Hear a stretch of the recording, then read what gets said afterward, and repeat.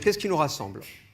Il y a 4 ans, rappelez-vous, 3 ans, Bruno Mettling remettait un rapport au ministère du Travail. Ce rapport, il a été fait avec les meilleurs experts du moment, des partenaires sociaux, des juristes, des sociologues, des chercheurs. Et avec ce groupe d'experts, le rapport a été construit.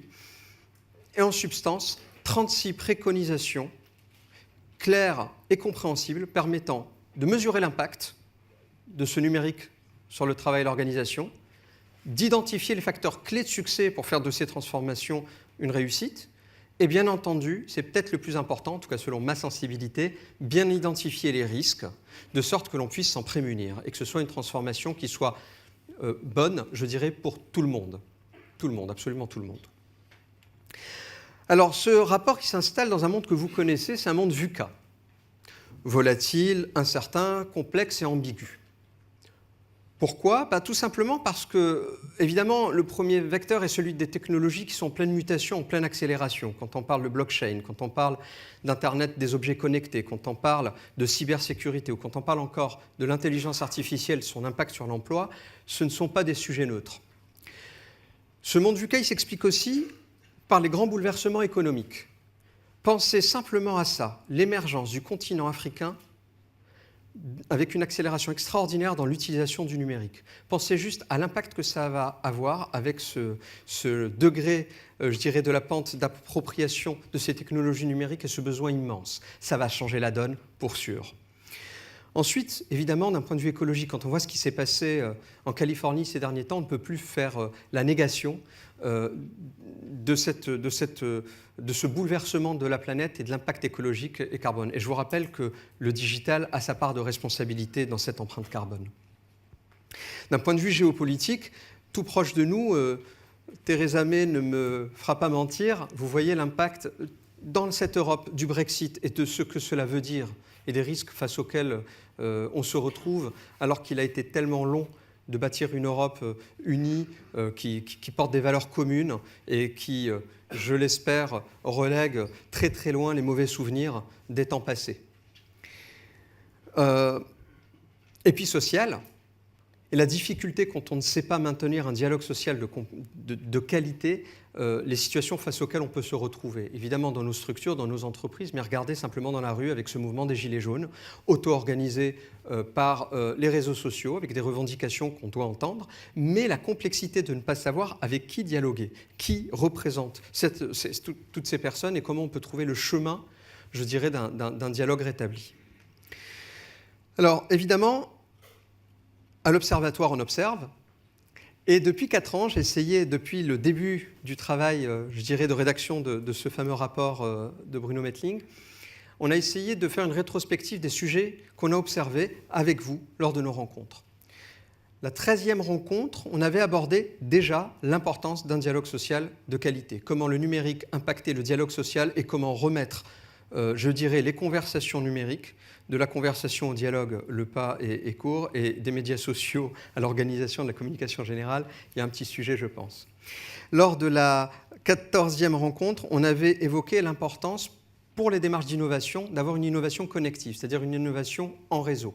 Ne pas laisser l'innovation en direction de l'innovation seulement, mais de la répartir au plus grand nombre. On a évoqué lors de la 15e rencontre l'importance du digital learning. On passe d'entreprises avec des directions de la formation à une entreprise apprenante centrée sur l'apprenant. Et l'apprenant, lui, il apprend de toutes les manières possibles, à travers un tutoriel, à travers un échange avec un collègue et pas seulement à travers des formations plus traditionnelles, je dirais, avec une inscription et un émargement. On a évoqué lors de la 16e rencontre l'importance du digital sur le travail et là, entendez, sur le droit du travail. Comment le droit du travail qui est construit sur un lieu, vous travaillez, vous êtes attaché à un lieu, un lien de subordination avec un manager qui est censé vous donner vos tâches et je dirais un rapport au temps, on a des contrats de 35 heures par exemple, comment tout ça vole en éclats dans une relation numérique, on peut travailler en asynchrone, on peut travailler à distance et le lien de subordination est questionné puisqu'on remet en cause l'autorité au profit du leadership. La rencontre suivante, la 17e, on avait évalué l'importance d'une symétrie des attentions entre celles que l'on doit et que l'on mène pour nos clients et celles que l'on a pour nos salariés. La rencontre suivante était dédiée à la bonne compréhension de l'immense potentiel du big data et des analytics, qui pourrait permettre des services personnalisés, y compris à nos collaborateurs, à condition que cela soit fait dans un cadre éthique et déontologique. Je crois que la GDPR récemment promulguée nous rappelle à nos obligations. Ensuite, lors de la 19e rencontre, on a vu que le numérique ne s'arrêtait pas à une vision logicielle des choses, mais qu'il s'insérait dans un écosystème complet avec les bytes, les bricks, les behaviors, l'impact sur la marque, le brand, la marque employeur, bien évidemment, quand on a une fibre RH, et enfin le 5e B qui serait celui du business, puisqu'il s'agit avant tout d'une culture numérique plus que de logiciels simplement.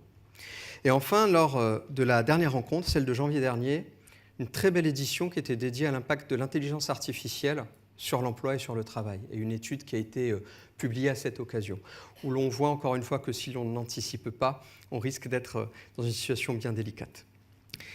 Des millions d'emplois seront créés, certes, mais ceux qui sont détruits d'emplois ne seront pas nécessairement ceux qui trouveront une place dans les nouveaux postes à pourvoir. Et ça, c'est une vraie question de responsabilité.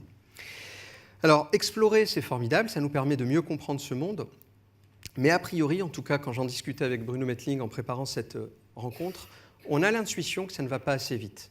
Quand on mesure la distance qu'on a parcourue en 4 ans, la vitesse, manifestement, n'est pas au rendez-vous. L'une des explications possibles, c'est peut-être de trouver un parallèle justement avec l'éco-développement durable. On a tous exploré et compris, et on sait qu'il y a un impact majeur et qu'il faut agir. Pour autant, dans nos actes au quotidien, on n'est pas nécessairement acteur au bon niveau d'engagement pour faire en sorte que cette planète soit sauvée. Et on se remet assez naturellement à un prophète qui, tout seul, avec ses petits bras musclés, tout là-haut, fera le boulot pour nous. Et on continue à avancer à notre rythme. Le parallèle, je dirais, avec la transformation digitale des organisations, elle est un petit peu la même. Tout le monde a bien compris l'impact du digital sur l'organisation. Tout le monde a bien compris que si on n'y va pas, et si on n'y va pas franchement, on risque gros. Et en même temps, il y a un prophète, le Chief Digital Officer, avec ses petits bras musclés, souvent sans les moyens adéquats pour une transformation de cette envergure. Je pense à Lavoisier, vous savez, rien n'apparaît, rien ne disparaît, tout se transforme. C'est-à-dire qu'on fait avec les moyens du bord.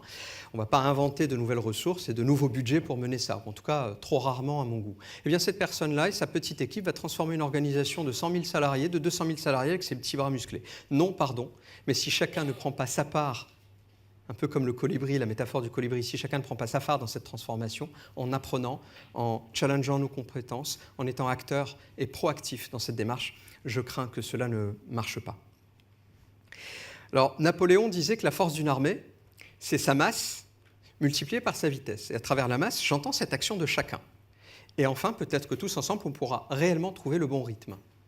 Alors, ce rythme va nous permettre d'avoir une vraie vision, non pas fragile, comme celle du monde VUCA, mais agile. En l'occurrence, on va pouvoir, face à la volatilité, amener une véritable vision du chemin. Je dirais, face au caractère incertain, amener une compréhension du monde qui nous entoure. À travers la complexité, amener une clarté, notamment une clarté des décisions et des organisations. Je pense qu'on a encore beaucoup de progrès pour faire en sorte que les décisions que l'on prend soient claires et compréhensibles de tous. Un de mes patrons me disait dernièrement que si on ne sait pas expliquer son travail à un gamin de 5 ans, c'est que ce qu'on fait ne sert à rien. Alors essayez d'expliquer ce que vous faites à un gamin de 5 ans et vous verrez si ça fonctionne. Et enfin, évidemment, face à l'ambiguïté, l'adaptabilité. Notre capacité, sans cesse, tout en ayant un cap, de se réadapter tous les matins à la situation que l'on rencontre. Du coup, le lien avec la gestion du temps ou le rapport au temps arrive assez naturellement. Il s'agit de faire un travail d'équilibriste entre les actions de court terme et les actions de long terme. Si on reste focusé sur les actions de court terme, on est dans des sortes de digital washing. On fait des actions coup de poing, on essaye d'occuper le terrain, mais en vérité, on ne transforme pas en profondeur.